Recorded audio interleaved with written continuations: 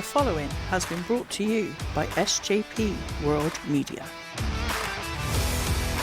You're listening to In the Corner with BenNy Mac. Unfiltered, uncensored, and unforgiving. Here's the man in the corner, BenNy Mac. Ladies and gents, welcome back to In the Corner.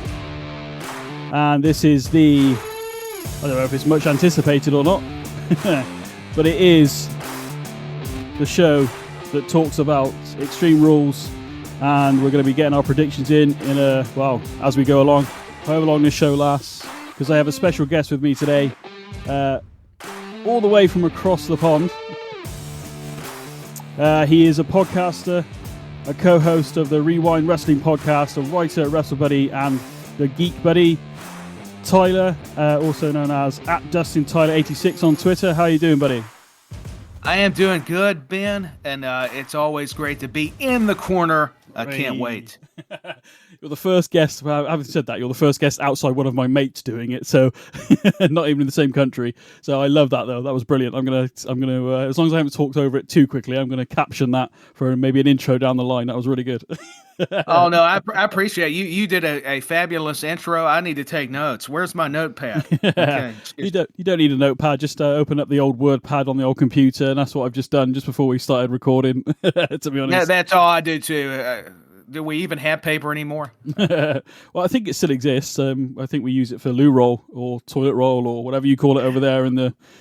No, toilet paper. Yeah, more like yeah. it. I follow you. That's what's neat, man. Even the different terms, we can still relate. It's like our own language. I love it. Well, funny enough, before we went and hit that old magic red button, we must have been speaking for about 25 to 30 minutes about wrestling anyway. And I'm thinking we've missed loads of good content here. Yeah, it was a great conversation even prior. And I mean, it was the precursor to what's going to be even better now. So I'm just happy to be on here and talk wrestling and be on this show. So I would encourage everybody to listen and follow In the Corner. It's a fantastic show. I will give you your £10 or $11 or whatever it is later on. I appreciate it. Yeah, you can just mail that overseas. That'll be nice. No, I'm teasing. Happy to do it. No, but I very much appreciate it. Obviously, I will share a little bit of backstage stuff now. I kind of had to reschedule it a couple of times, but Tyler's been absolutely amazing, and I very much, as much as you saying you enjoy and appreciate coming on, I appreciate you for coming on. Especially with the time difference and all that. Trying to sort that out. Well, I'm glad to. WrestleBuddy, a lot of them's in the UK. Of course, Si, our good mutual friend. So, we just make it work. That's what's neat about it, though. It's like nighttime, I guess, over there, and it's about noontime Central Time in the US. So it's just, I think it's fascinating. I think it's so neat that we can all come together and connect and sharing a passion that we all have, and that is wrestling. So I'm just very excited that you asked me to be on. I've only ever had on a podcast years ago, and I mean I'm talking back in about 2016. I know we spoke about it briefly before we came on, but I've only ever had two other Americans on a show, and I'm always, it sounds really silly, but I'm always amazed at the fact that when we talk about wrestling, it is like our own language, and when you start talking about stuff, and it's amazing that we almost see the same wrestlers in the same light, almost. Not everybody, but generally I would say 80% of who we might talk about. That's true, though. I completely agree. It's always astonishing, like you were stating, how we view certain personas. And speaking of wrestling, and it's like our own code. It's like and I don't want to give anything away. It's kind of reminiscent of if we had our own White Rabbit. I mean, it's something. That's a good segue there. I like it. It's almost like you do podcasts elsewhere. Yeah, I've had a few. Not bragging, but yeah, I've had a few. Not as many as Sai's got now, probably. And no, Sai has. That guy's got a network, and a major respect to Sai. Does a great job. Yeah, consider this is a guy that stepped into the podcasting world. I think it's probably about 2 years now, but to start his own network and stuff is for a guy that could barely use the computer at first. He's learnt quickly, he's grasped it, and he's doing really well. And obviously this show, not kissing up to him too much, but this show does happen to be on SJP World Media, so we better keep the boss happy. Yeah, you got to plug it and make him happy, because I don't know. I don't want to feel his wrath of the great Cy Powell. I'm not sure what his wrath is, but maybe I don't want to find out. No, yeah, we'll leave it at that. We don't want to see a heel turn from Cy, do we? So, well, you mentioned the White Rabbit. I was going to, before we get into Extreme Rules, and we'll go through the matches and what you're looking, what you're looking forward to, Tyler over there, and Extreme Rules and everything.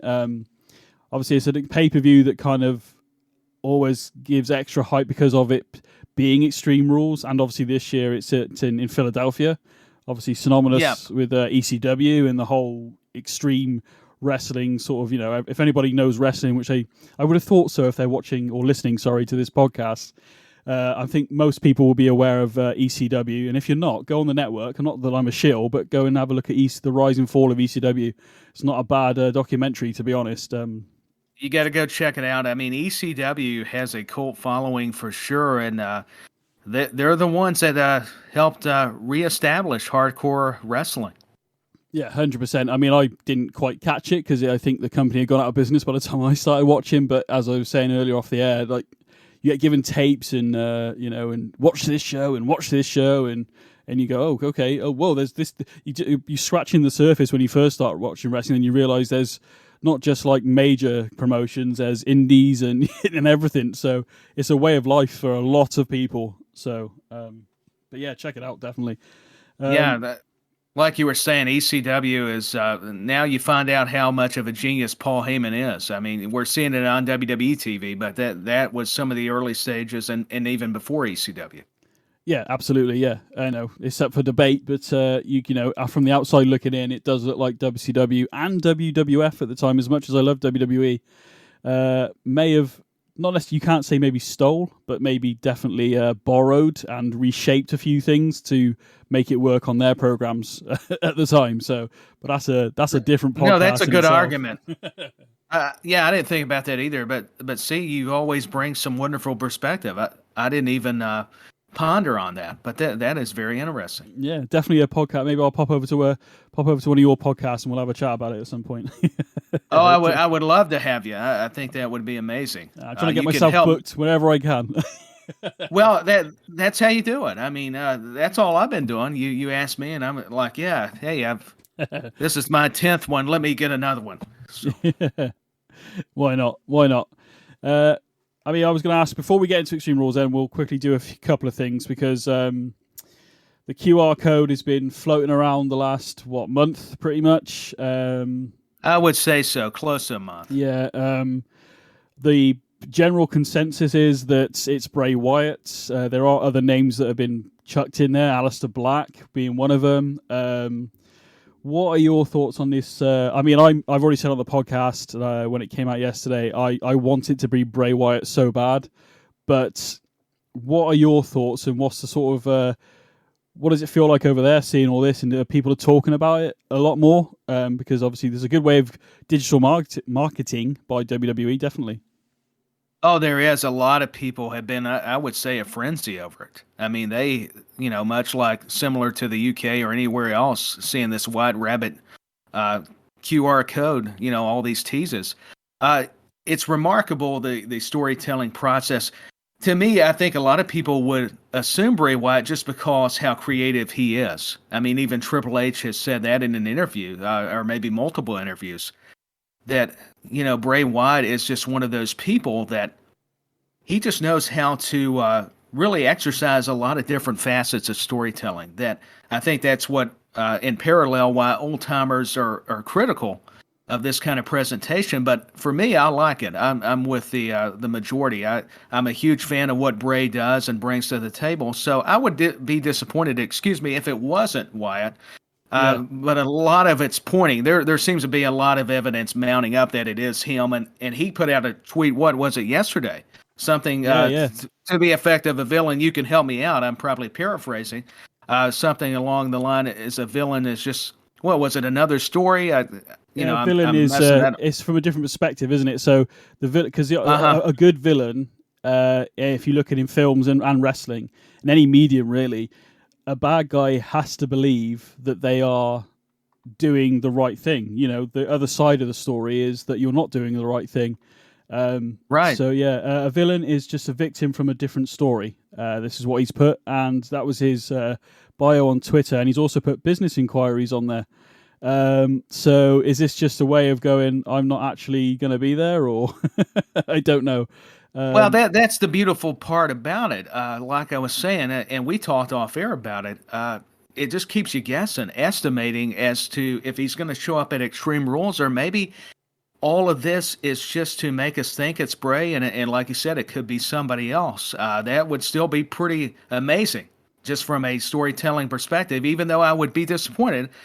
But my hope is it is Bray, but what if Bray's even playing along and he's actually not even going to be showing up? It's just been all this for this past month, White Rabbit, the isolated track. It does have the eerie lyrics, especially even taking out the music and Jefferson Airplane, and it's taken the world by storm via social media, thanks to the way WWE does market. To your point, it's all fascinating. So, yeah, Malachi Black, even Baron Corbin. I've heard a lot of even different names. People were going, is it going to be Bianca Belair? But, they were teasing that. But it also went on to mention, the Fresh Prince of Bel-Air, alluding to Philadelphia. Could be the tease where he shows up. So, but a lot of people were automatically assuming, is the Raw Women's Champion going to end up turning heel? Which I don't see that happening. I think that was just a fun way to say, it's talking about the TV show and tying in Philadelphia, the location. So I would get that. And the Alice in Wonderland references are something I probably missed. And now looking back at it, it makes a lot of sense. So, and Alexa Bliss, we don't know. Lights were fading in and out. Now, was this just WWE, playing games with us? It could have been, but it just seems pretty obvious. Maybe that's also a sign that Wyatt would be coming back because of the allegiance, or, she had turned on him actually against Randy Orton. Yeah, and, that's right. That's right. Yeah. He was going to have that program, I think, probably not wrestler, but, get his redemption on her, and then nothing happened, and he ended up getting released. So we didn't see that. I always feel with the Bray, I've said it many times, but I feel with the Bray Wyatt character, the Fiend, whatever, since he became Bray Wyatt, at least, like, they seem to push, and then in important moments, he loses. And now I'm a big advocate for Bray Wyatt should have beaten Cena at WrestleMania 30. We had the same night, we had the streak end, we had Daniel Bryan become world champion that night. Looking back, obviously hindsight's 2020, but like, it would have been, even at the time, I'm like, why have you built Bray to this point and then had him lose? Cena can take one loss, and then Cena will be back to winning. It's not going to hurt him. It's not going to hurt him because he's he was the guy for a long time. So I always put it back to that when he became the Fiend, built, legs cut from underneath him. I understand. Actually, I was reading something recently that the match against Randy, the Alexa thing, I think it was changed on the day, possibly. I might be misthinking. It could have been. You never know, and even with wrestling, how things can just, like you said, change, plans be different than what they were originally laid out. And I think that led to a lot of frustration between Bray and Vince. And it's not just taking a shot at Vince. It's just the fact that people are going to agree to disagree. And obviously, he had different visions compared to from what you read. Now, it's all speculation. I'm not saying it's all true. It's just like any rumors. So, and that's the thing. We're speculating now. It's getting everybody talking, and I do miss these kind of storylines because you can't always assume. It's all these codes. It's a good way to even keep people on the wrestling media sites reporting differently. And I'm on one, so it's been very fascinating. I have to use others as references because I'm like, okay, 5 reasons. Maybe there could be 10. There could be more reasons why it could be Bray. Maybe not. Yeah. People have said Joe Gacy, but I just don't see him coming up yet. I was going to mention Joe Gacy, actually. Because he was one of the guys mentioned this week as well. But now I may be wrong. To me, it's nothing against Gacy. It would just be a letdown. I think it would have to be Bray. Something tells me, even though Triple H said it would be somebody we hadn't seen before, it could still be Bray. It's just he's meaning a different variation. It's not going to be the Fiend. It may not even be his older character. It could be this White Rabbit. And to me, it's going to have to be a faction because maybe Karrion Kross is involved. We don't know because you saw the codes behind certain people. So it's a what if scenario. Yeah. Some people even speculated Edge because it appeared in front of Dominic. Obviously, there's a good storyline going on with Dom and Judgment Day and all that kind of stuff. So then it was over Alexa, and it's just like, is it Bray? And like I said, I hope it is Bray. I would be. I mean, me as well. I could see WWE doing a thing. I see them sort of, somebody comes out pure heel straight away. Oh, it was me all the time. It wasn't really that person you thought it was going to be. And then all of a sudden the freaking lights dim and then it's Bray Wyatt, maybe, like you said, maybe in a faction, that. It'd be quite cool because you've led the crowd down one path and they're apps because whoever they put out in front that it's meant to be this White Rabbit and it's not Bray Wyatt. This could be like the biggest babyface of all time. And if it's not Bray Wyatt, I really do think the crowd could be, booing. Especially Philadelphia crowd. With all due respect, they're a passionate bunch. Anyways, absolutely, it would be a letdown. But I like the way you were going with that storyline where you let them down at first, and then all of a sudden, here's the big debut. The lights either fade, and you have the big entrance, and the supernatural elements and everything. Because I was a big Undertaker Kane fan and stuff. So that's why these characters, and I know it's different. I know they kind of got away with that more in that sense, but I always enjoy these kind of characters because wrestling, it's still got its sports presentation, but it's always had the soap opera, the entertainment aspect of it course. As well. So you've always had that variety. So why not give Bray another run? And I think now with Triple H, with all due respect, who's in charge now, his team and the writers, they can give him, and with Bray working with them, the possibilities, are endless. And there's so many new faces in the company as well, and some old ones coming back that never really got given chances and stuff, or just faded away because one week you have a storyline, next week is gone. And I do feel like there's a lot of building going on at the moment. Obviously, we're supposed to be having War Games in Survivor Series this year, so I mean, there's a lot going on. Yeah, so I think we've got a lot of even Raw this past week. Although Raw is way too long, being in 3 hours. It's a marathon, even when it's good, and it's still got better. But I'm still like, okay, can we just get on with it? Yeah, I will admit I prefer SmackDown, and part of that is one, the show is still good. I can't really, but the fact that it's like less is more sometimes, and I feel that is the case with Raw. Chuck that hour away, and give some money back to the network if you need to, and let's just have, because even if when you watch Raw now, even like. I think I said it on the podcast yesterday, but it's very much nothing feels out of place now. There's no segments in there really anymore that feel just like they've just chucked that in to kill 10 minutes. It does feel like they just have to fit everything in 3 hours. And to me, I know it's a process. It's not easy. Just saying, we got to get rid of that hour because you do have networks to deal with. And I think eventually we'll see probably a 2 hour. Triple H is probably just easing into it right now. Of course. 3 hours they can make it entertaining, but still, there's just so much. Even when it's good, it's a lot to try to keep up with. So that's why you could, limit it because you're already seeing stars, from Raw go to SmackDown and everything. So you're able to kind of separate it a little bit, or at least put it over on another show, so you wouldn't have to always dilute everything. To me, sometimes you run the risk of that. You dilute everything when you try to pack it in, and maybe I'm off base. No, I agree with that 100%. But like you're seeing stuff happen on Raw now that feed into SmackDown. You're seeing stuff on SmackDown before that are leading into Raw. But I mean, we go back to about 2016, 2017, around those time. SmackDown, no, not 2017, around 2015, 2016, SmackDown became almost a highlight show, like a main event, because it was just re-showing stuff that had happened on a 3 hour Raw, and it seemed like there was barely any content in a sense of progressing stories.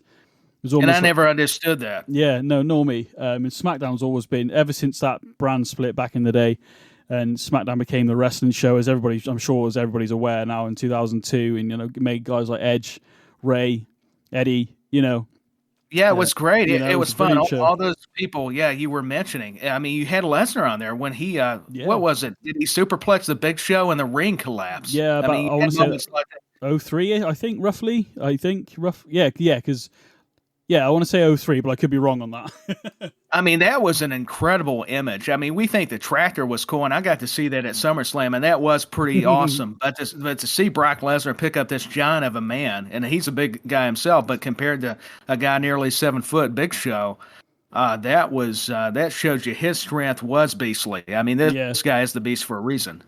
Absolutely.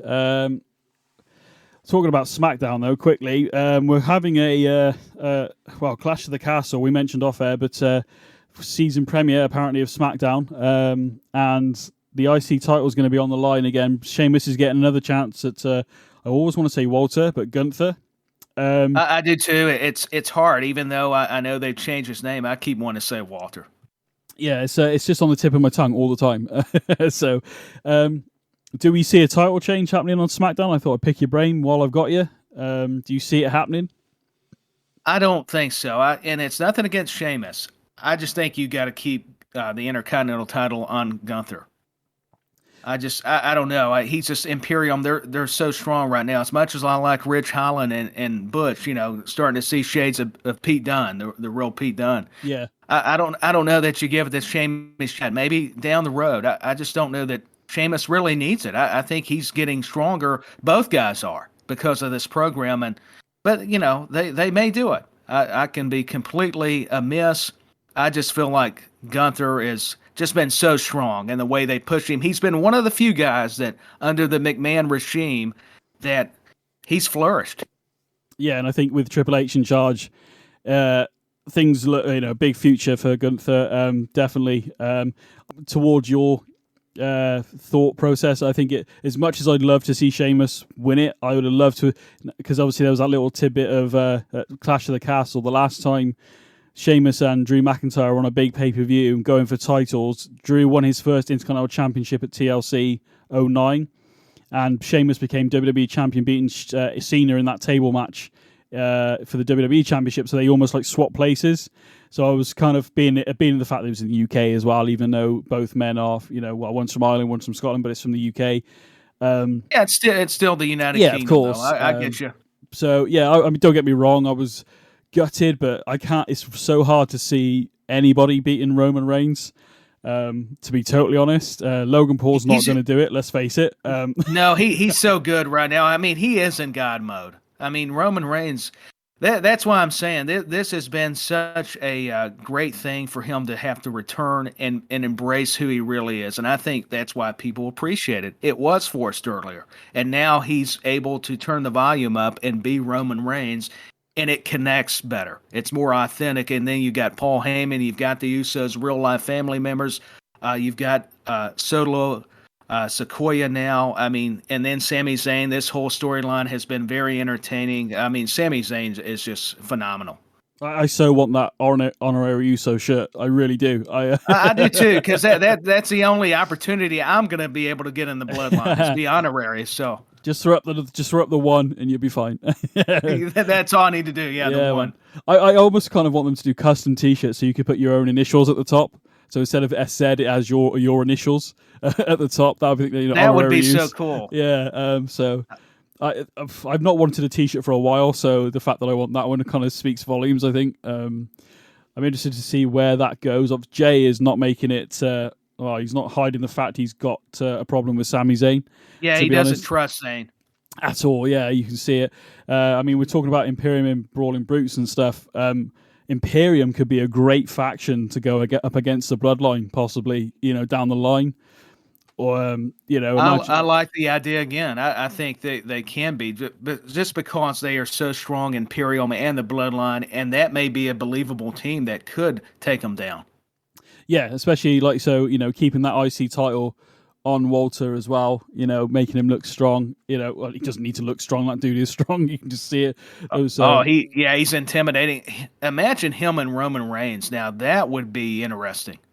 Yeah, especially then because normally the Bloodline has that presence ringside. Now you've got Imperium as well. Okay, yes, they are slightly outnumbered still, but like you said already, it's believable that this could be whether they can take down the bloodline, and end that reign is remains to be seen. But it could be a good, almost like a faction, stables going at it like back in the day. So it could be absolutely amazing. I think it is good to have factions really, against each other, kind of reminiscent of like the great ones like the Four Horsemen and, all those, the Dangerously, or Dangerous Alliance back in WCW. You had a lot of great factions. So Imperium, to me, Walter, would you almost have them babyface against Roman, or could you do heel versus heel? I think it would just be a case of anybody wants to, I think anybody, the crowd, when they see Roman, I think they respect Roman now, like you said earlier. That first run was forced. We could all see it, and it was just frustrating. He wasn't comfortable either. Yeah, you could see it, and it's just like, why are you? And I keep even make reference to The Rock, aka his cousin. He wasn't beloved, was he, when he started out? Then he turned heel eventually, and during the Nation, and it was the biggest, it was a launching pad for his solo run later on. But yeah, that's what helped get him over. You're so correct. Yeah, Rocky was forced too. Yeah. When he was Rocky Maivia, and everybody wasn't getting it till he became The Rock, because people love the authenticity. That's what got Austin over, because he embraced who he was, and that connects with a lot of people. That's the issue sometimes, is we can overthink wrestling, even as fans. I think even bookers, with all due respect, not that I would know anything about how to lay these things out, but I think that just happens. It's human nature. Yeah, I mean, obviously, hindsight's 2020, but you've got a precedent here with The Rock being booed and the chance that would put it to him. So, but I think with Roman, it was a bit more. It was based on what I remember. It was house shows and stuff. He was being cheered and people loved him, but on TV, he'd be booed out of the building. And it's like, so if the crowd, it's almost like the crowd does play a character, I suppose. We all kind of do. We're all part of it. Wrestling is so much better with the crowd. Watching it during the pandemic was painful. That was terrible. And they tried with Thunderdome. I commend them for that, but it was still a lot of the energy miss. I mean, the thing that was a positive, you could hear a lot of the moves better, but it was just, but still, you just didn't have the people to support them and to bring that energy level. And it just, you don't realize anything till it's gone. And that was a prime example, not having a crowd. That was so cool when the crowd came back at WrestleMania and stuff. And we had to wait a bit longer before it came back into weekly shows, but it was such an awesome moment to see WrestleMania and see the crowd, even though it was half the, and that's why they ended up doing 2 nights. And obviously they're quite clever, really. Let's do 2 nights. And I thank goodness they have moved premium shows, pay-per-views to Saturday. Why has it not been a Saturday before? It makes I don't mind that, actually. I know Sundays have always been kind of the rule, but I like this whole 2-night or Saturday thing. I think the 2-night model, like you were saying, just helps people if they got to work or they got other projects. They're able to, hey, it's a Saturday night. What do we got going on? Oh, WrestleMania's on night 1, so we can go check it out. We can watch it. So yeah, that it's just common sense stuff, even realistically, with the 2-night WrestleMania. And I'm getting to where I like it. Used to, I'd go, let's just do the marathon, but now it kind of helps. Just like we were talking with Raw. They were doing WrestleManias where it was like 4 hours or even longer, and it's like including the kickoff show, and it's like this will give us some breathers if we have like 2 nights. Yeah, no, I agree. I think, like you said, having that, because WrestleMania was getting to the point where it was getting really long, and as much as I love it, you can have too much of a good thing, which I think is probably the story here. Yeah, to your point, you can overexpose everything. Absolutely. And I think that's why creativity kind of lacks, because if you're putting it all out there, it's like, well, we probably should have saved some stuff for night 2 or this match. It could even be a match or a segment or whatever. Yeah. And like you said, almost having a pit stop in between is nice, man. So right then, crikey, we're half an hour in. We've not even started Extreme Rules yet, and I love it. That's okay. That means we're having a good time. Hopefully. I always love discussing the other aspects of wrestling too, and not always the matches. But hey, I'm with you. I'm following the leader here, and this has been a lot of fun. Cool. I'm glad you're enjoying it, and hopefully people watching. I want to say watching all the time. What does the matter with me? Listening to the show is enjoying the conversation, and I'm sure if Tyler's free, I will be getting him back on sooner rather than later. To be totally honest, Tyler. Well, I appreciate that, and there's a problem if they're not listening to this show. I'll just tell you, I'll plug it again. I'll push over. Not that you needed me to, but no, I take all the help I can get. Absolutely. I mean, I've only started the show, back at Money in the Bank was our first show. We're doing well on follows on Twitter and stuff at In the Corner WWE. So I when I did the show before, I've said it before on a podcast, but when I did it before back in the day, BenNy Mac, I found myself being like, when I come on to talk about it, I would get too negative about it. And I'm like, I actually want to enjoy the product. I don't want to be, and I wasn't. And back then, probably in about 2017, it was in places it was better, or 2016, I beg your pardon. But there was just elements of it that wasn't, we were starting the women's revolution and all that, which was good. But, SmackDown had fallen by the wayside by the looks of it, as we've already spoke about. But I found myself... Yeah, it was hurting. Yeah, and it was. I found myself coming on and just whinging, and I don't want to sit. Don't get me wrong. I will pick up on things and I will moan about things, but there's enough of that going on in the world anyway. I want to be picking up the positives, and I still love wrestling, even though I've been watching since 2000. It's 22 years. Be 23 at the Royal Rumble coming in January. So, and I still, even though I have up until recently, obviously doing the show, I wasn't watching it as regularly. NXT came along and I think saved WWE for me for a while. Oh, NXT helped me get invested when I started getting all the craze and starting to comprehend it. I'm with you. I think NXT was a resurgence for all the brands, even though it's still developmental. But at the time, they were thought, hey, a lot of this was better than what we were getting on Raw and SmackDown. Yeah, I mean, as we say about the Women's Revolution, the women down there, and Charlotte and Sasha and all that, and Bayley and Becky and all the others, and even Emma and Paige and stuff like that back in at the time. Yeah, all of them were amazing. Were amazing. They got given the time to perform, and they were most of the time they were putting on better matches than some of the guys, which was like, yeah, this is it. That's fair. I mean, they were putting on matches that would put a lot of the men to shame, and this shows you how good they were. Their development. They were getting it. They were understanding psychology, what they needed to do. It's a credit to their training down there. And think about how many of the NXT stars, I had to think about this, that had headline main evented WrestleManias that came out of the 2016-17, even before that, out of NXT. It's amazing. Well, yeah, Shield alone, all went on to be singles stars and champions and all that kind of stuff. So it's I mean, there's a lot more than just the Shield, but And think about Moxley. Who would have thought out of that with AEW, and now he's their interim world champion and has been their world champion from even a different company. Yeah. There you go. And you've got the whole Ring of Honor thing going on over there as well, haven't you? I mean, I don't... Well, you've got a lot going on, and I'm trying to be as fair as I can. I'm not taking sides because, we need to remain positive, but there's a lot of things that need to be kind of cleaned up over there, and I'm not one to say, but I'll just leave it at that. Tony Khan's got his hands full, and that's an understatement. Yeah, again, I watched AEW. I've said it before. I've watched AEW briefly, Double or Nothing, obviously when they did their first show. But it's the way WWE do TV. Even back in the day when I tried WCW, yes, when I tried it, WCW was not at its best at all. ECW was pretty much gone.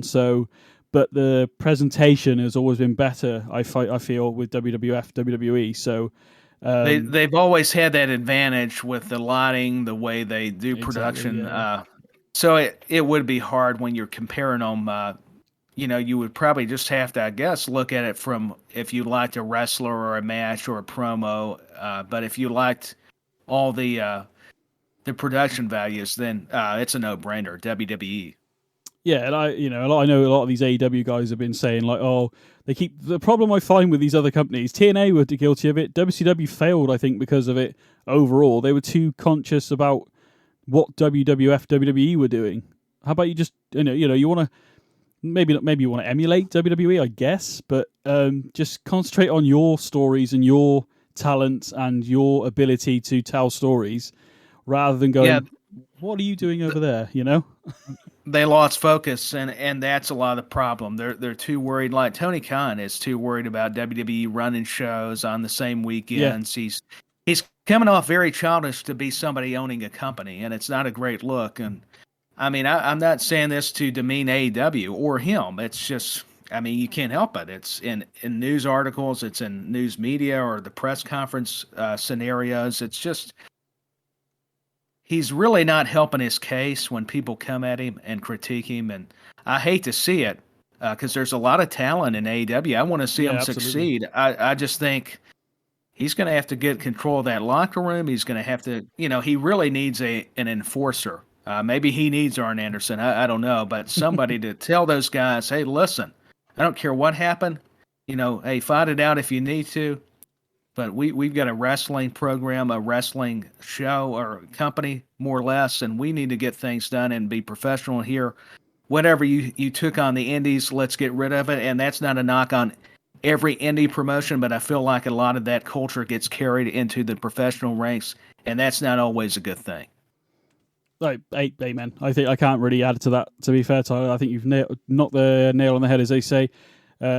Just be, as I said already, I think you've said it perfectly. I'm going to leave it at that, actually, to be honest. Just concentrate on what you're doing. Stop worrying about everybody else. You've got a TV deal, for goodness sake. I don't know everybody in any, I know there's a lot of talent there. I can see that. Guys who I've barely seen wrestle, like Kenny Omega and the Young Bucks and all that kind of stuff, I mean, I saw AJ Styles back in the day in TNA, and I watched TNA briefly, but so I saw some of his really good matches, and I'm like, but he's one of those names where they just filter to the top, and Kenny Omega and all that are kind of like that. But if they're going to get, I don't know what really going on in AEW, to be fair, but by the sounds of it, it's a lot of backstage bitching. Yeah, there's a lot of strife. Yeah, and I don't really follow it just closely, but you can't help but hear the rumblings and read and see things. Not that everything you read is going to be truth either, or of course, or they're and they're trying. I'm not knocking that because I have to write. I have to do a lot of those reports, and we're only going by rumors. So what do you expect? Yeah, of course, yeah. The thing is, though, AJ Styles. I did. Watch TNA myself, so I'm glad you brought him up. And you could definitely see this guy's going to be a star for the future. I mean, he was already doing some amazing things in the ring and having some great matches. And TNA had their years where they had some really good stuff going on, but unfortunately, Vince McMahon, you can say what you want to, but the way he ran WWE was just second to none. And I think he learned from his father back when it was just a territory, and it was because it was in the family. It wasn't a TV company like WCW where it was Turner running things. It was because it was family oriented, and it was in their DNA, talking about the McMahons. So that's why they were so successful, and they had more of the experience. Yeah, spot on. But I also think, adding to that quickly, is that the fact that the Bucks stopped with McMahon. I'm assuming it stops with Tony Khan over there at AEW, but it also doesn't. Well, yeah, we're guessing. I don't know, but you're so right though. McMahon, I would assume that the Bucks stopped with him. I'm not so sure anymore, though. I think that's where Tony's getting himself in a mess where. He is too many of the EVPs, or now you've got Punk. I mean, you can say what you want to. I'm not trying to just, knock on Punk, but he's got so many strong personalities, and so did Vince. And, Vince had his, mistakes as well in managing that. But the thing is, he was much more of a presence, though, than, with all due respect to Tony Khan. I mean, I'm not a big guy either, so a wrestler would not take me seriously, but they could take Vince seriously because here's a guy that's, good size, and he's got that authority to him. Yeah, 100%. I always felt the hierarchy there was, a clear chain of command, I guess, whereas I could be wrong on AEW. I'm just basing it on what WCW was like, having people having control over their own characters and stuff like that. It kind of, again, I don't watch it enough. I'm not trying to knock AEW. I actually want AEW to do well because then that elevates wrestling overall.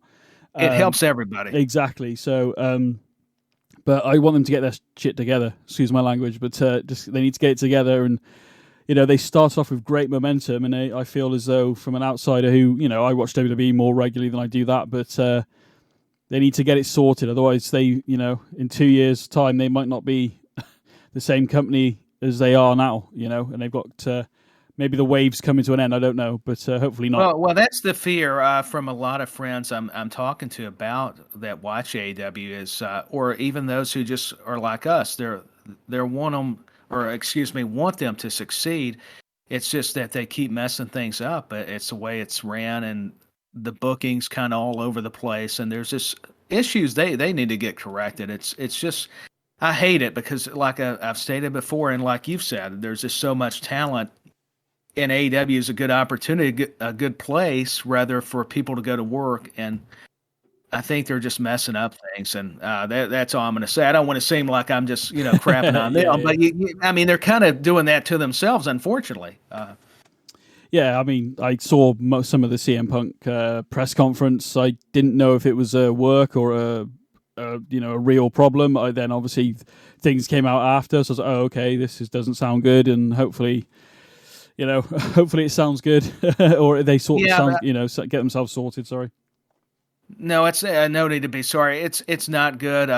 Everybody was hoping if it was a storyline, you could get it, but after the bot market seems to be on Kenny Omega's arm, and I know it's been talked about over and over, but we're discussing it now, so I have to go back and think.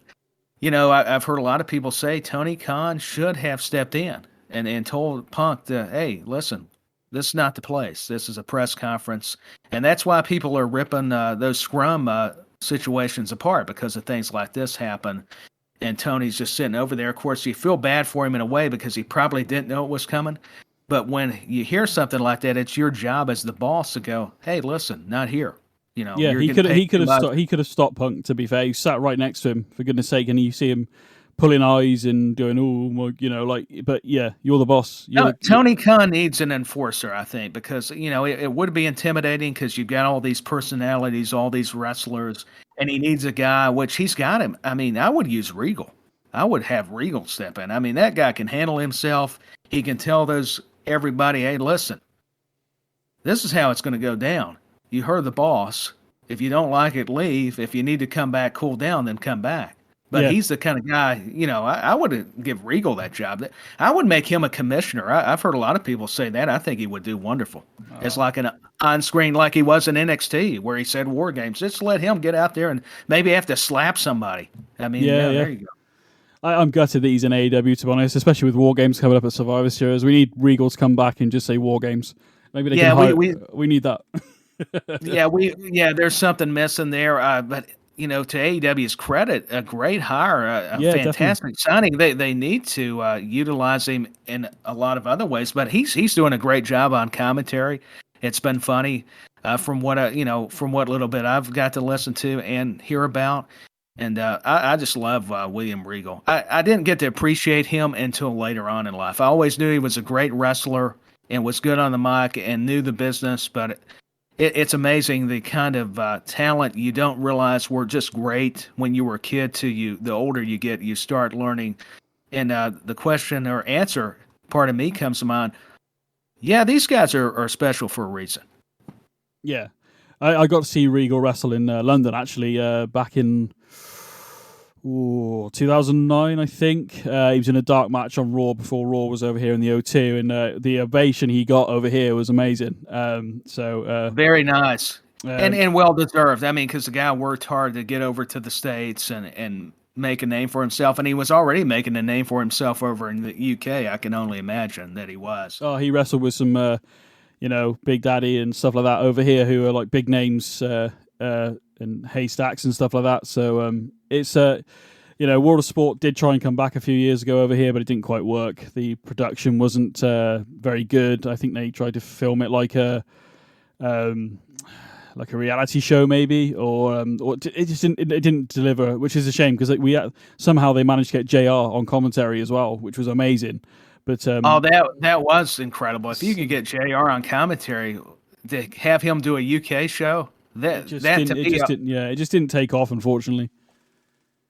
And that's sad because that would have gave the UK some other great wrestling. I felt if it was done right, like you were saying, the production was up to par, and have Jim Ross, and it's just, yeah, it's so sad, man. That's why I'm so happy you guys got Clash of the Castle and that big event. Oh, I so would have loved to have gone to that, but unfortunately, it didn't come together, basically. But yeah, hopefully we'll have more shows like that over here. Well, I hope you do, and I was jealous of Cy because evidently he made it. Yeah, he did. Yeah, he did. For a guy that doesn't watch it regularly, he was giving me a hard time. I love Cy, but I got to bust him a little bit. He was telling me when I was sharing pictures of me at SummerSlam in Nashville, he was like, "Tyler, you lucky, you know what?" But little did I know he was going to be at Clash of the Castle in Cardiff. So yeah, the story there is he got given a late ticket because somebody couldn't make it. So. Right place, right time. I got you. Well, hey, I can't blame him there. That was good. Hell no. Hopefully next time I can go and catch a show, and obviously with everything coming back to normal in a sense of entertainment, hopefully they'll be back over here in November, I hope. So hopefully we'll see. I hope they are too, because I love hearing your guys' reactions. And you'll have to, if you get to go, I want to see the pictures or little snippets of video. I think I'll just be happy for you, but nothing can compare to the real excitement you have and those people over there. I'm just so, it does Americans' hearts good too with everybody else in the world to see that the UK is getting wrestling back. Not that they don't have the wrestling shows. You mentioned before that you guys do close to where you live, but to have those stadium shows, WWE and companies like that coming into that territory again, just makes me feel good for y'all. Yeah, as you tell, the crowd, we love it. We're a bit mental with it in some cases, but we do love it. But obviously, aren't we all mental about it? I mean, this whole White Rabbit stuff, and that's what's fun. It's just like a good film or anything. You have to suspend your disbelief. And I think that's another thing about the White Rabbit that makes it so compelling. It's making us actually buy into it, which is a good thing. It's working. Yeah, and that's why I'm actually excited for Extreme Rules, to be honest with you, for many things. That's one of the things I'm excited about. A few good matches. I've highlighted a few here that I think we're going to be...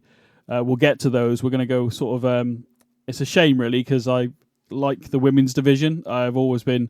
and I am such a Liv Morgan fan. I just feel like the whole... obviously the SmackDown Women's Championship is going to be defended. Liv Morgan's defending against Ronda Rousey in an Extreme Rules match. Yes, they've tried to build it. Okay, but I will say, ladies and gents, as we sit here, SmackDown hasn't happened yet. And I think they've done quite a good job on Raw this past week with Bianca Belair and Bayley. So actually, I'm a little bit more excited about... I didn't realise it was we'll get onto that in a moment, but I didn't realise it was the first ever women's ladder match for a title. I didn't realise that. But I didn't either. Yeah, until they mentioned it, I was like, I'm pretty sure we've had a ladder match. I'm thinking Money in the Bank, I think. So I was like, but we've done Hell in a Cell and we've done Royal Rumbles, and have we not done that yet? Really? So I was quite surprised at that, to be honest with you. But yeah, what are your thoughts on Liv Morgan versus Ronda Rousey? I've already said that I'm not... I love Liv Morgan. I think Ronda Rousey's done bloody brilliant since she's come to WWE. But I'm not really feeling the story they've told so far, based on having not watched SmackDown yet. That's been my problem with it. I'm happy for Liv Morgan, but it's kind of turned me against her because how many times are we to build her up for that big moment and hear about it? I mean, and everything, have her submit, and then you mentioned Rousey has been so brilliant as well. I just think that it may be time for her to drop the strap. I mean, I know that's unpopular, but I've got to come at it realistically. How many more times can she escape Rousey? And I get the whole sneak attacks or maybe getting back at her because you can't have Rousey always dominant against her because you want to make Liv look strong. Yeah. And don't want to make her look weak, but in all fairness and respect, I don't know how much longevity she should have as a champion. I think as a wrestler, she's great, but this reign has been less than stellar for me. I don't know. It's just not connected or resonated. I don't know what the problem's been, but that's why I just assume Rousey get it. I'm with you 100%. As much as I was so excited for her when she became Money in the Bank winner, I didn't expect her to cash in the same night. I was excited for her, the way it went down and everything, but I'm with you. The lackluster, if that's the right word to use. No, that's a good word. And I mean, it might be a sleeper match. It might end up being one of the best matches of the night. I don't know. You don't know with WWE. That's the point, I guess. And it's going to be an Extreme Rules match.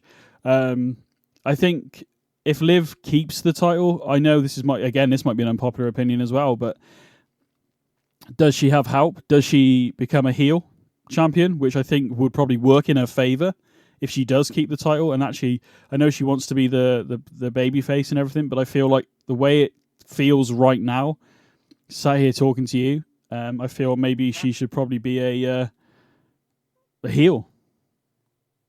Well, that would help her. I mean, I think it's nice to give her a fresh coat of paint, if you will. That would definitely, because the fans were already kind of turning against her since she submitted, I think, at SummerSlam. Yeah. They were already saying, you submitted on an episode of Smackdown. And Ronda, they try to make her the heel, but maybe she's better as the babyface. I'm thinking somebody's going to interfere during that match.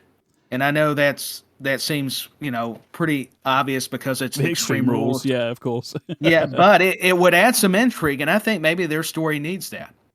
Most of the time I think you can do that too much, but in this case, maybe you have somebody unexpected that helps Liv, that maybe you think helps Rousey or vice versa. There's a lot of ways you could look at that.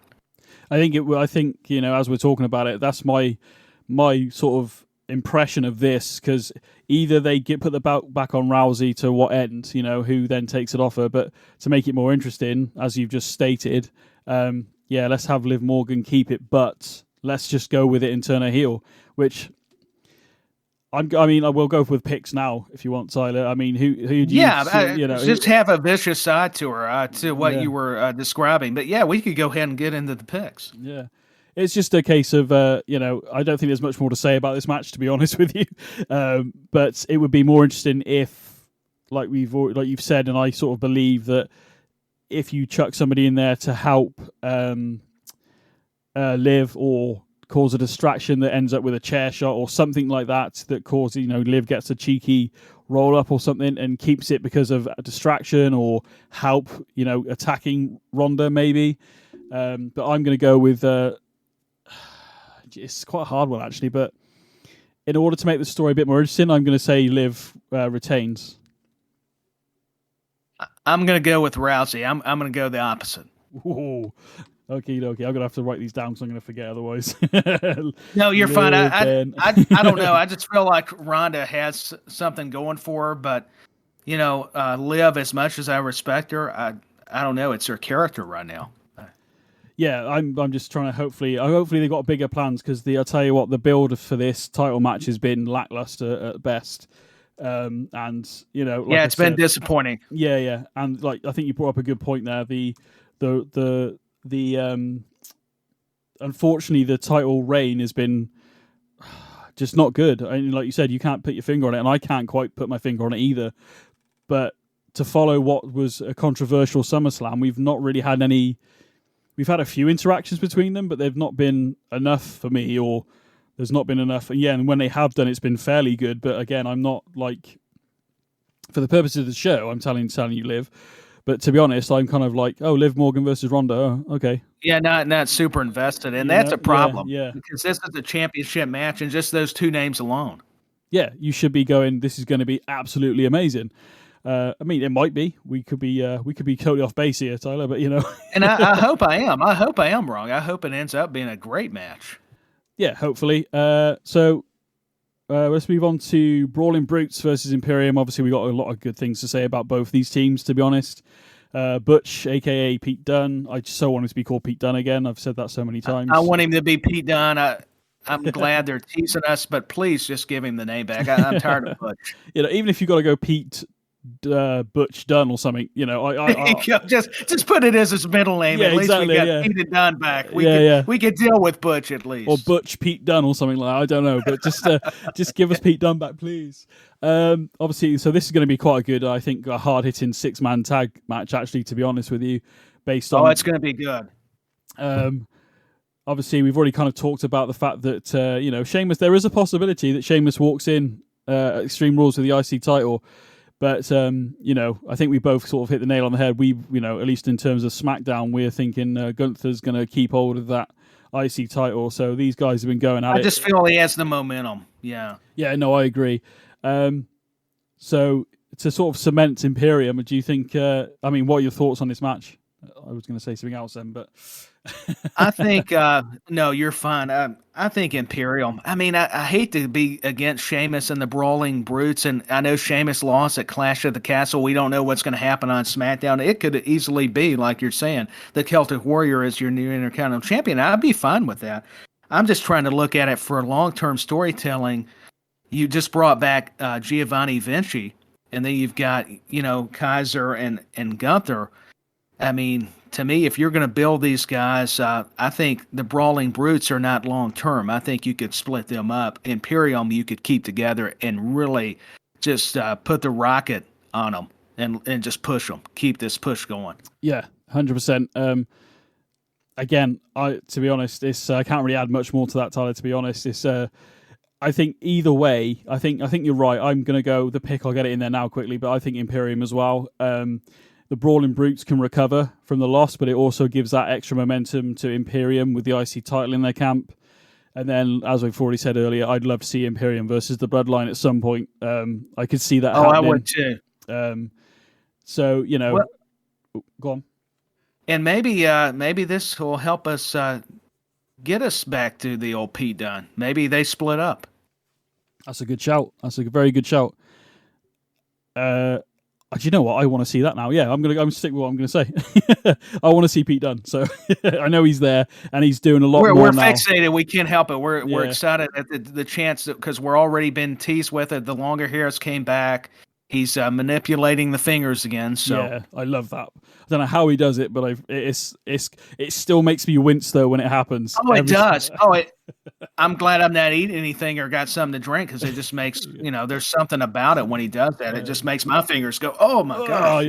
I kind of stretch my fingers out and go, oh. No, don't do that. Just remind me not to ever make him mad or try to do or have my thumbs or my appendages anywhere near him. My biggest pet peeve that the fact he's called Pete Dunne. This guy was like, the second UK champion. And it's just like, why? We all know it's Pete Dunne. I know not everybody will, but like most of us are going to know that this is the UK champion because he was a champion, So, and then he was in NXT as well in the US. So he had so much history. Yeah, so I feel like when they change names sometimes, I think Gunther, aka Walter's, got away with it a little bit because, yes, he's known as Gunther, but it doesn't bother me as much. Doesn't take away from him. No, I was a little worried at first, but the way he presents himself, he embraced it. I think that was the big thing. He just took it in stride and goes, "Hey, they'll still remember Walter, but I'm just Gunther now. I'm still the same guy, but just a new gimmick." And that's the thing. Piper Niven, I never got Dewdrop. I get that's kind of a WWE thing at times, but I really wish she would have just been Piper Niven. I would have been fine with that. I liked her as just Piper. Yeah. Again, she's done fairly well, in fairness, but, this Nikki ASH stuff, they've been very clever on Raw by doing the stuff in the background, her throwing that's another persona, I've missed. I'm glad they're starting to get away from that, because that was starting to get old. Yeah, they have those, like, the Hurricane, Shane Helms and stuff, will probably be always remembered now as the Hurricane, but, you don't want to see it necessarily every week. It had its time. It's nice to see him come into the ring every now and again as the Hurricane, but yeah, I think when you do go on. Yeah, because it's a special attraction, like you were talking about, and it's not overdone. And Nikki, I get they were trying a different character for her, but she is just so good when she's just Nikki Cross. Yeah, and the whole sanity thing, it's a shame that didn't really work out, really. What a great extension built you could have done after that, that whole sanity thing back in the day. But, is what it is. So we've both gone for Imperium, have we, for that 6-man tag?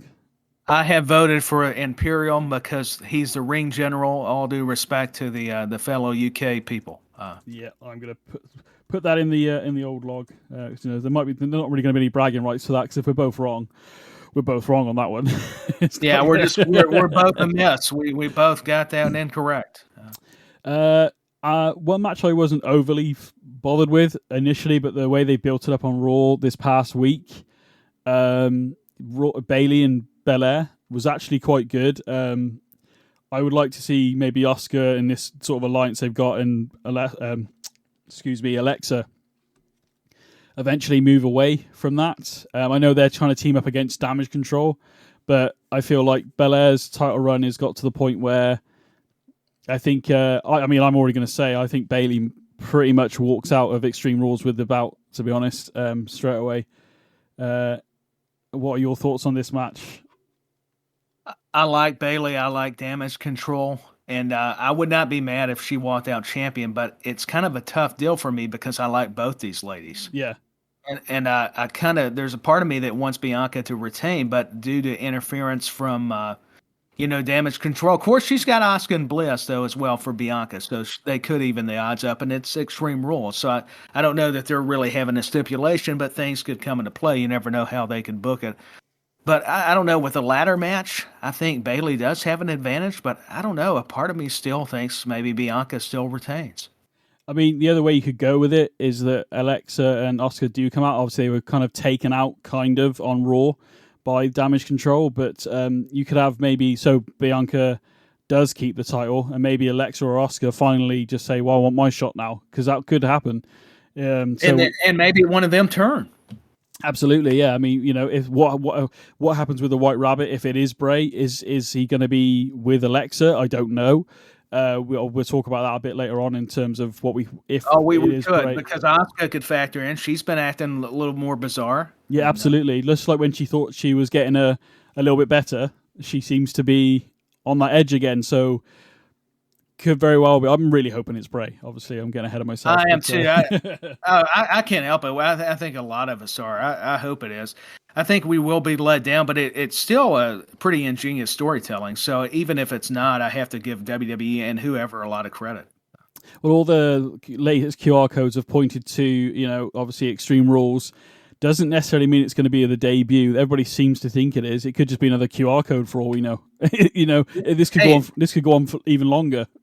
It may be. I mean, we could think, Extreme Rules, we saw the ladder and in the poster, another clue. Wait a minute, he's not here. It's just another tease. And it makes you just want to go watch maybe Survivor Series. Maybe he could debut there or later. You never know. War Games as a special partner or something who, somebody gets taken out. I don't know. It could be anything. That would be cool. There's so many different scenarios. Man, you've got me enticed now. I'm thinking, War Games. Bray. What if the music hits and it's whether it's the Fiend or Eater of Worlds or just this White Rabbit? Yeah, whoever this. I got a Donnie Darko-esque character in my head now with this White Rabbit stuff. Although the suit in that film was great, I think, but it's got me thinking of that now. To be honest. Raw Women's Championship. Sorry, we've gone off topic a little bit. No, that's fine. Hey, sometimes it happens, man, because all this ties in, so it's easy to do. Yeah, of course. Where did you land your bet on in terms of Bayley versus Belair? Who do you think's walking out with the Raw Women's Championship? This was a tough one, but I'm gonna have to go with Bianca. Oh, we've split it again. Makes it interesting for the review show, but it's going to be good. One of us is going to have a lot of bragging rights, the other one not so much. But there we go. There we go. It's all part of it. It's all good, man. Oh, yeah, we both went for Imperium, didn't we? In there when I'm just looking on the list. Crikey! Well, so I've left the three that I think are probably going to be, and that's no disrespect to anybody else on the card, but I think I've left the last three for the matches I think are going to be quite possibly. One of these three is going to be match of the night. And let's go with, first we'll go with Drew McIntyre versus Karrion Kross. The strap match, which I haven't seen one of those for a while, in fairness. This has been quite interesting with Karrion Kross. I think they've managed to... This is one of those things where less is more for me. Just by doing backstage promos, attacking Drew from behind... just having the hourglass in the back in the corridor, just all these little head games that Kross is playing with Drew. I've liked the build to this so far, and this one does feel quite personal, the way they've told it and the way it's been going. So, I mean, what are your thoughts? Oh, I agree. I think Karrion Kross with Scarlett, we needed that package together. They are so great, and I like this kind of evil side of Karrion Kross and Drew McIntyre. Got nothing but respect for the Scottish Warrior.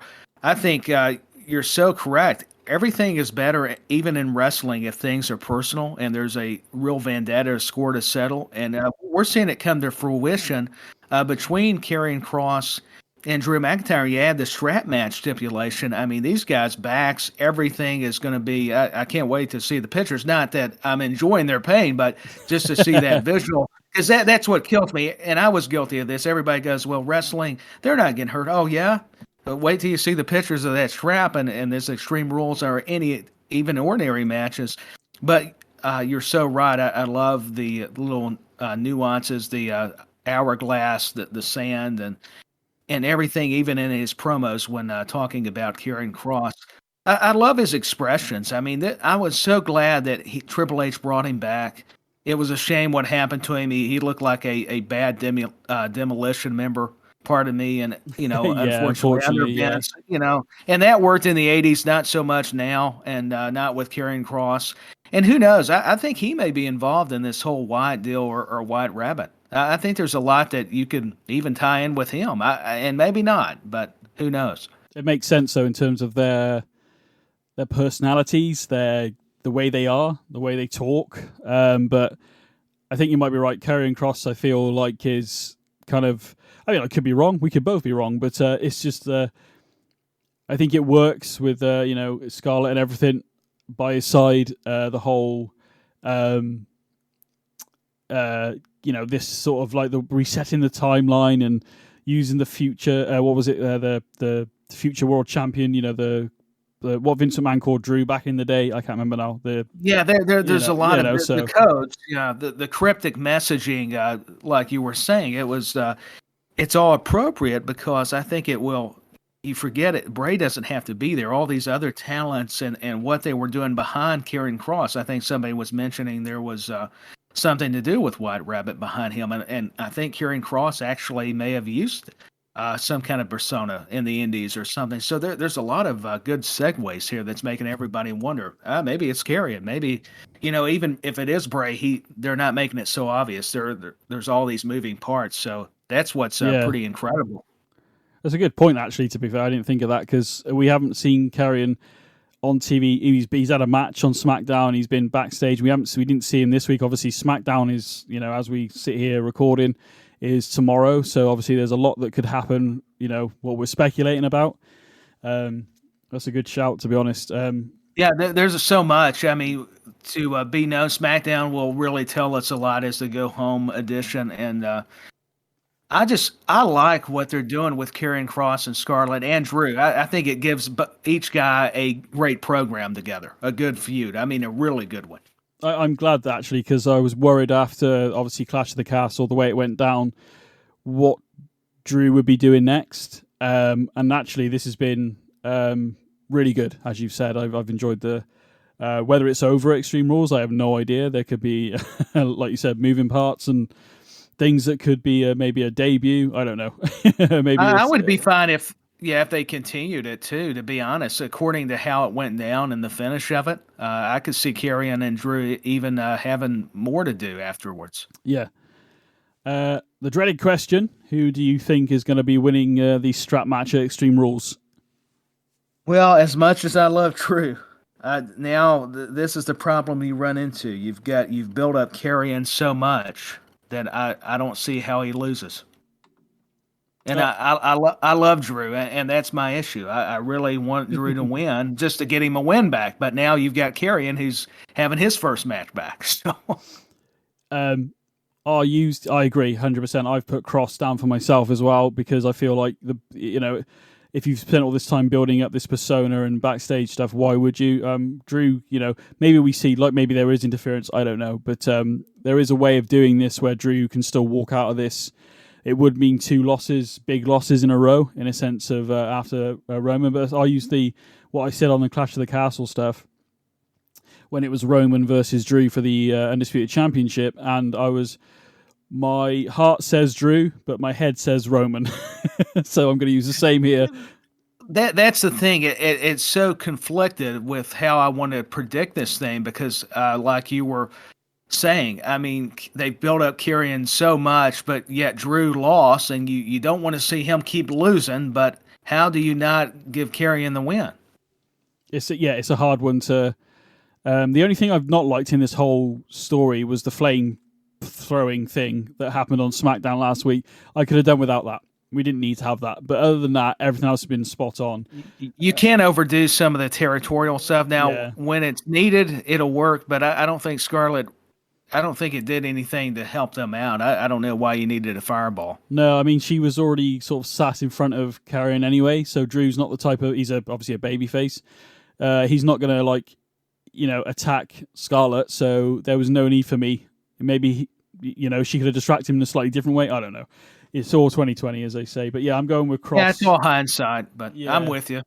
But yeah, I'm going with Cross. But like I said, my heart says Drew, but my brain says Cross, to be totally honest with you. Now, for me, I'm assuming one of these will be one of these three matches. We just talked about Drew and Karrion Cross, Riddle and Rollins, and Edge and Finn Balor. I assume Edge and Finn Balor will be the main event. I could be wrong on that. They could be. Yeah, so it's hard to know which one of these three is going to be the main event for myself. But I'll let you pick one of the. Well, we've got two more matches left, Tyler. Matt Riddle versus Seth, or do you want to talk about Edge versus Finn? It's completely up to you.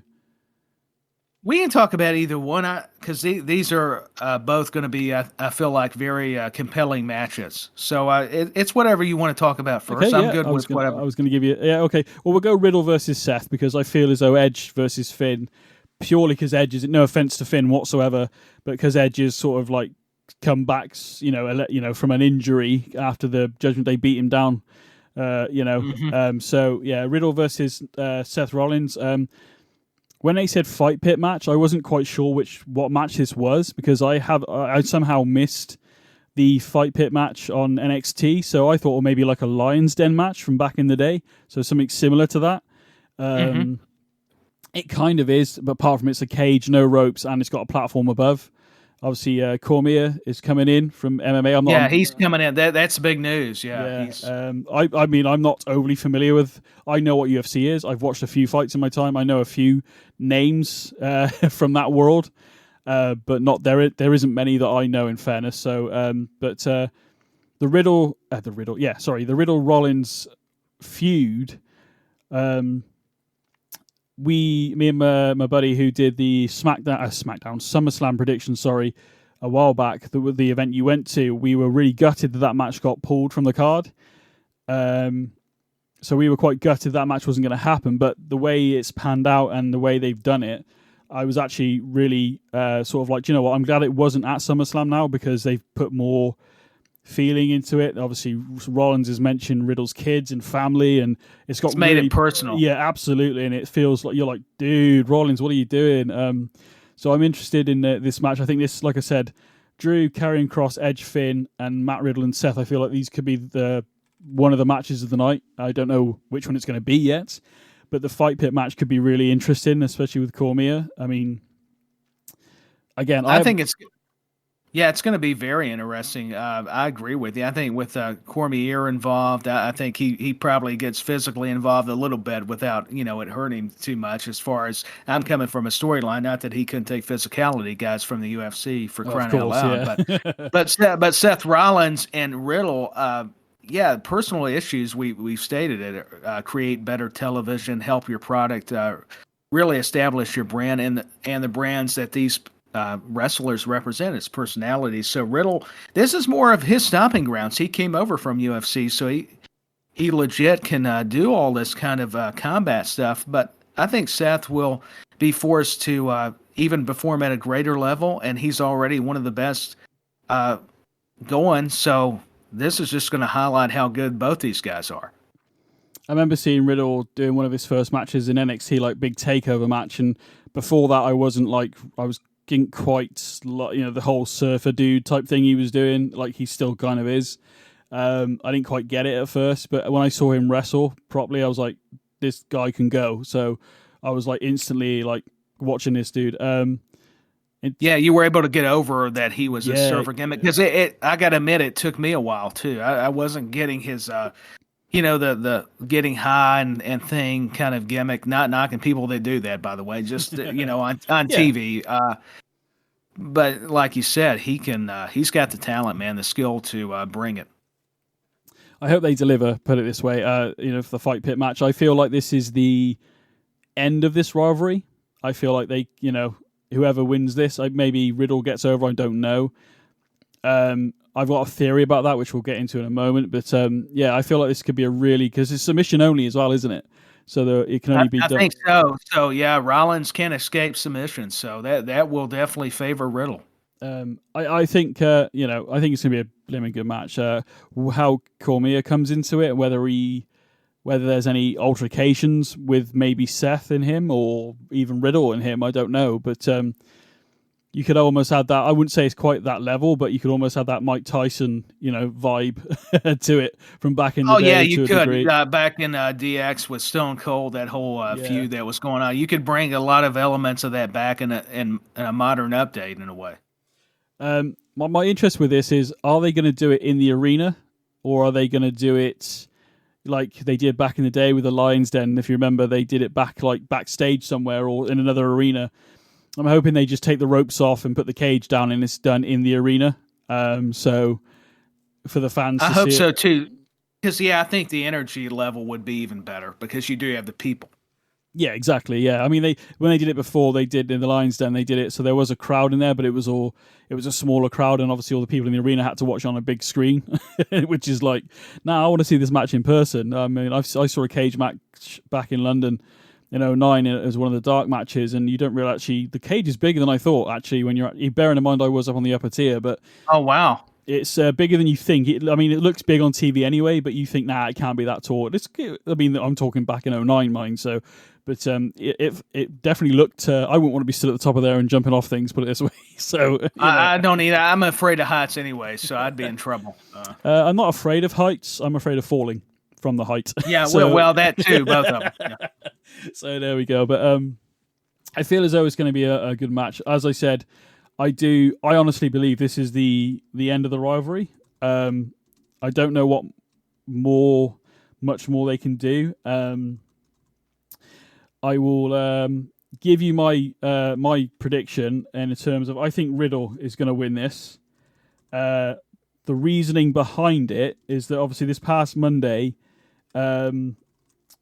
before they had their altercation, where they couldn't touch each other.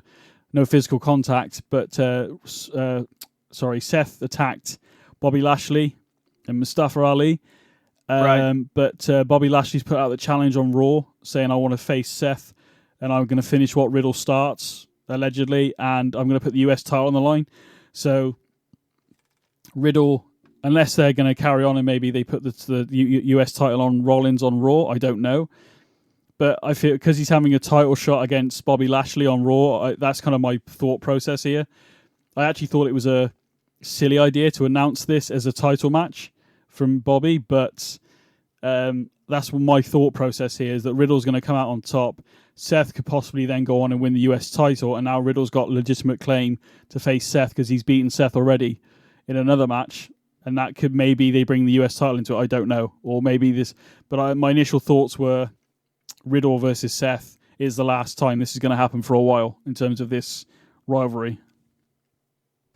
Yeah, I've got Riddle too. I just think it's not going to hurt him if he loses, especially this type of match and it being Riddle's wheelhouse. And Riddle's due a win. Let's be honest. And I think that'll help build him up. You put him in there with all these other stars. Not that he's not becoming a star. Randy Orton's what elevated Riddle on the main roster. He was elevated on NXT, but you still need that top guy to help you out, and that was what helped in that tag team. And now he's going alone in singles action. Well, Rollins, who's some of your best workers? You think AJ Styles, you think of course Seth Rollins, and think of the high profile he's got now in WWE. So why not? And And you had Daniel Cormier and, Bobby Lashley. Yeah, you brought that up. Let's not forget that U.S. title picture. That could play a part in it, that where Rollins goes after Bobby and wins that title. Because I'll be honest, I love Bobby Lashley, and I'm glad he's got a title, but does he really need a United States Championship right now? Yeah, Is it going to... He's definitely elevated it, I would say. But yeah, like you're right, and maybe it's time for... Because, I mean, a lot of the general consensus is that we're waiting for Cody to come back and possibly be the guy to beat Roman. I don't know if that's right. That seems to be the general fan perspective on some of them. It's popular opinion, from a lot of the fans. You're so right. They're waiting for Cody maybe to be the guy to dethrone Roman. Here's unpopular opinion, though. Surprise! I don't know that Cody needs to beat Roman. No. Okay. I know that comes out of left field for a lot of people, but I'm kind of thinking, let's keep the ball rolling on Roman till you're sure of what opponent and the way the story needs to go first. Because it's easy, because I'm guilty of that too. I'd be like, oh, Cody would be great, but I have to stop myself and go, but would it really? Who's it going to benefit? No. Yeah, until you've just said that right now, I hadn't even pondered that. So, does Cody need to beat Roman? Because Cody is, I think, especially in the WWE fans, and wrestling fans in general, I was gutted when he couldn't drop the Stardust gimmick and he left WWE. I thought they let someone pretty good go, and someone who has had a future, and obviously he went off and proved that elsewhere. But yeah, I didn't even think of that, to be honest. I suppose it's the equivalent of Brock beating Taker for the streak. Maybe did Brock really need it? Okay, he went on and did some impressive stuff after, and it was good because this is the guy that beat Undertaker at WrestleMania, so it made sense. But imagine if that would have been Roman rather than the second time. Maybe, I don't know. But does Cody need it? I never even pondered that, Tyler. That's a great freaking question. It depends on. I'm kind of starting to learn that it depends on the programs, and that's just the old school term for feuds. To me, I want to see Cody as a champion, don't get me wrong, down the road, but does he need to beat Roman to validate that? I mean, sure, it would elevate Cody on this next run. I'm not questioning that, but, I don't see why you want to dethrone Roman yet. I think you got to wait for that right moment, and I'm not sure Cody coming back, even though it's a cool moment, does that make it the right moment? That is a very good point. I'm going to have to ponder on that myself now. I've got to think about it too. It's a very good point because I'm in my head. I've kind of resigned to the fact that Cody's going to come back, possibly win at the Rumble and go on to Mania to face Roman. But does Cody need to? That is a great point. Somebody else, Cody could still be a great champion without beating Roman. 100%. The impassioned speech he gave about his dad when he came back to WWE and stuff like that was, it got me going, and in terms of goosebumps and like, do you know what? It was a great promo. Yeah, and I was like, do you know what? I want to, and I always thought he was good anyway. But AEW stuff he's done, I've seen, fair few his match against his brother Goldust. Obviously, he's not called that in AEW, Dustin, but so yeah, I mean, not just against his brother. He's had some great freaking matches, and even back in WWE before, when he was part of Legacy, and then teaming up with his brother, with Dusty on the outside and stuff against the Shield. I think they've, that's a bloody good question. Cody's a great worker, and like you were saying, he's had some tremendous matchups and storylines, and I'm just happy for him getting this run again. And I hate the injury happens, but it's part of it. It's the physicality. And I'll be glad to see him come back. A lot of people rumored it may be Royal Rumble, but we're still not sure. I mean, that's just once again rumors. Yeah, it's all rumors. Obviously Orton, you mentioned him earlier. Obviously injured at the moment, helped Riddle to no end. There were talks about Randy as well being the White Rabbit, and I'm like, I dismissed them almost immediately because I'm like, Randy doesn't need to do that. I don't think that'll do anything to make anything better. Even as great as a performer and wrestler Randy Orton is, him being the White Rabbit does not make sense to me. No, not even a little bit. So that's why I dismissed it almost instantly. Cool. Right. So what what I perceive to be the main event Extreme Rules. I don't have the running list. I don't know. I just have the matches that have been announced at this point as we sit here talking. And it's Edge versus Finn Balor, I Quit match. Good story at the moment between sort of Ray, Dominic, Edge, the Judgment Day, Rhea, all that going on. Judgment Day, I think, are starting to... I'm not saying they have to win every match, but if they lose every week, do you, as a fan... I mean, back in the day, let's just take Kane for an example. I think I already used this as an example. But when Kane's music used to hit and the pyro used to go off, you were like, yep, stuff's about to go down. It was a big moment. Yeah, absolutely. Same with Undertaker, Big Show, Triple H, Rock, Austin, so many people. But up until probably recently, Finn Balor and the Judgment Day, I found they were kind of on uneven ground, and all of a sudden now with Dominic with their ranks, I think they're starting to find a good sort of groove, really. They are fun in their groove. My problem with the whole Dominic turn is... I feel like it was kind of rushed. You could see it coming, couldn't you? You could see it coming a mile away. You could see it coming too obvious. In that Clash of the Castle, I agree. For him to help them and then all of a sudden just low blow Edge, I get it's probably setting up the Finn Balor Edge match, and I'm glad it is. Don't get me wrong. There was a lot of positives to the negatives. But I feel like Dominic, it's cool, the interactions with him and Rhea Ripley. I've stated this on other podcasts.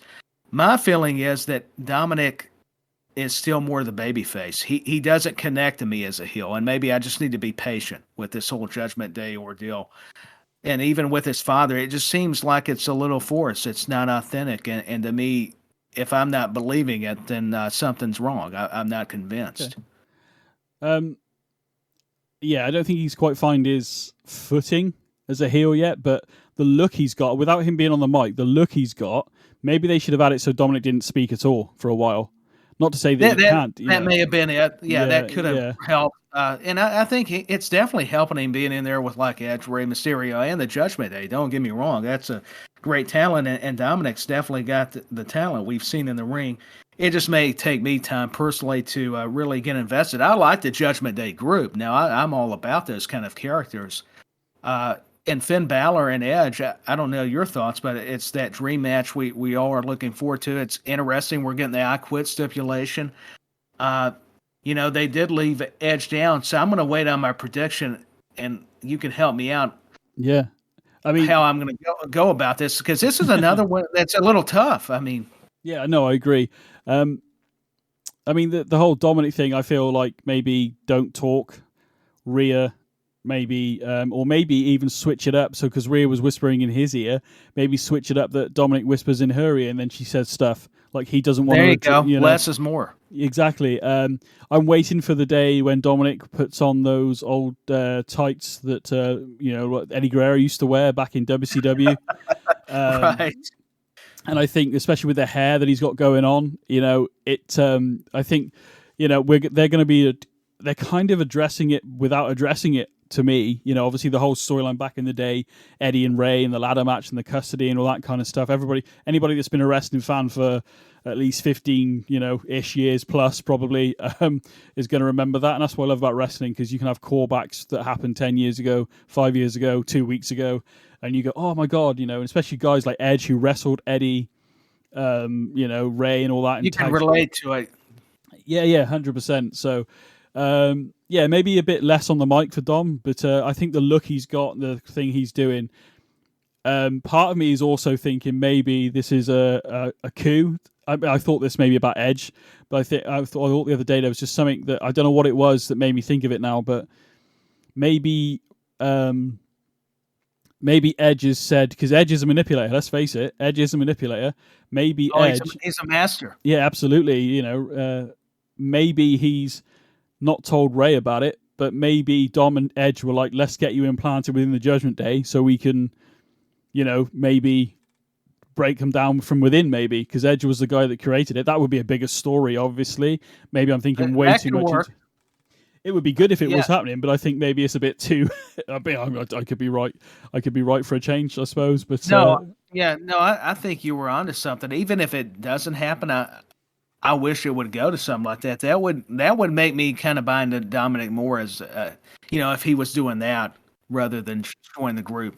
Obviously, it would take time, so maybe you put that. If you remember during the Invasion angle, they put Kurt Angle on the Alliance. He defected in air quotes, and then he ended up actually. It was the whole time he'd been planted there by McMahon to try and cause dissension between the group and all that kind of stuff. So, maybe in a month, or maybe it appears at Extreme Rules. I don't know. It's quite a hard one, but I don't think that's going to happen. Or just lovely stories that pop in my head when I'm watching wrestling sometimes that I think that would be cool. That would be cool. It's neat to think about the, what if that happened? I mean, so I get you. It's that light bulb moment of if only we could be bookers or creative. And yeah. It would be fun. It's always kind of fun to think about. I mean, I'm building on somebody else's idea, in fairness, but I've been watching it for 20 years. That's so. all I try to do too. I'll listen to the podcast, and they'll probably actually have the idea, and I'm just, I'll take that and just, put my 2 cents. Put your spin on it. Yeah, definitely. Yep. Obviously, you've got I don't know whether Edge. I honestly think Finn Balor comes out on top, not because of. He makes Edge say I quit. I think that it might go down the road of Judgment Day get involved, Ray tries to get involved, then maybe if there's not going to be this turn from Dom to go back to Ray and Edge, that Dom finally maybe clocks his dad, maybe to amp that story up a bit more, which then leads to Edge being sort of outnumbered from the Judgment Day. Possible. And Edge is actually doesn't say I quit, but is knocked out, so the referee calls it possibly. But I'm going with. Again, I'm tough with it, but I feel like I need to lean towards Balor. And I mean these are margins and percentages. Do you know what I mean? But I feel I don't think it hurts Edge to have to lose this one, because even though we want to see him do good in this last run. I think Finn Balor's got to get a win over him. You got to allow the heels to kind of get some momentum. It can't always be just one-sided. So, to be fair, I think Finn's going to come out winning this one. Cool. Thoughts just popped into my head because obviously this past week on Raw, AJ teamed with Ray. It didn't go well. AJ pushed him down. Then, although the AJ looked quite annoyed to say the least, and I know Finn and they put a bit of a beat down on AJ, but what's to say that AJ comes out to help as well? But actually, AJ does join the Judgment Day. There is that outside shot there, I think, that could possibly happen. It would be intriguing if he did, because you don't want a faction get too big, but they're allowed when it makes sense, and they've got the history like you were alluding to with AJ and Finn.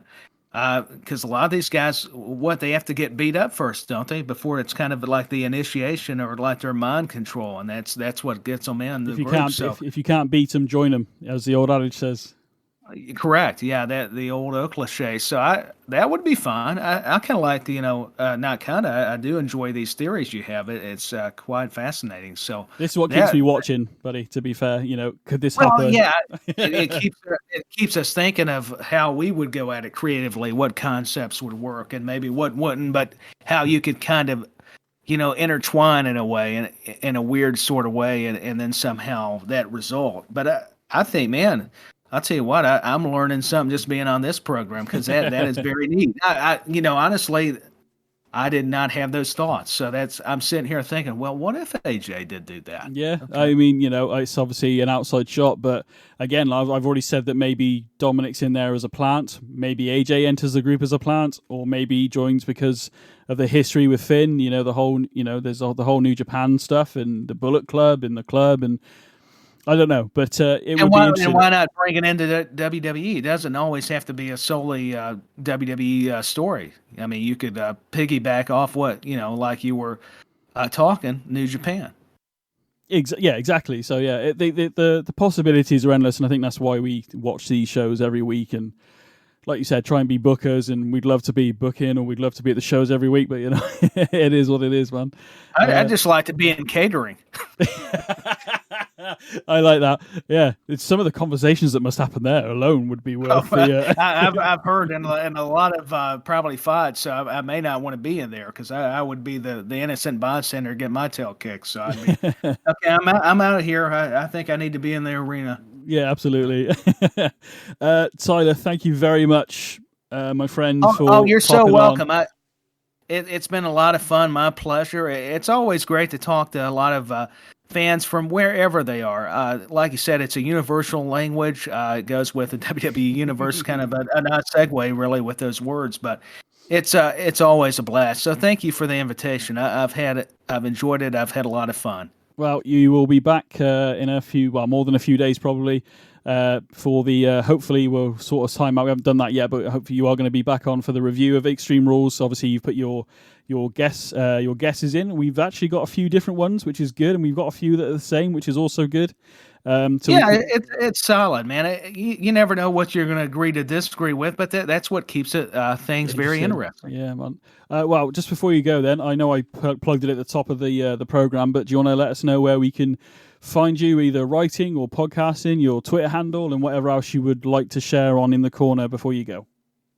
Sure. I'm on the Wrewind Wrestling Radio Podcast. You can find them on Twitter and at that handle. You can just pull up the Wrewind Podcast. And I'm also on Back When. That's on SJP Media Network, just like your fine show with Danny and myself. Back When we talk about a little bit of everything from movies to wrestling. And then I'm also on Standing Strong, another program with another talented guy named Waylon Myers. I'm on Wrestle Buddy with a great team there, writing about wrestling. Then Geek Buddy, you kind of change it up and do movies and a lot of anime. They do a lot of that kind of thing. So if you're into that and just a assorted amount of things. And then, of course, I'm at Dustin Tyler 86 on Twitter. You can find me there and give me a follow or just check my stuff out. I'm not going to, say you've got to follow me. I'm not going to be that bad. But and In the Corner, I mean, got to plug your podcast. And I had one more, the Uncensored Wrestling Podcast. See, unfortunately,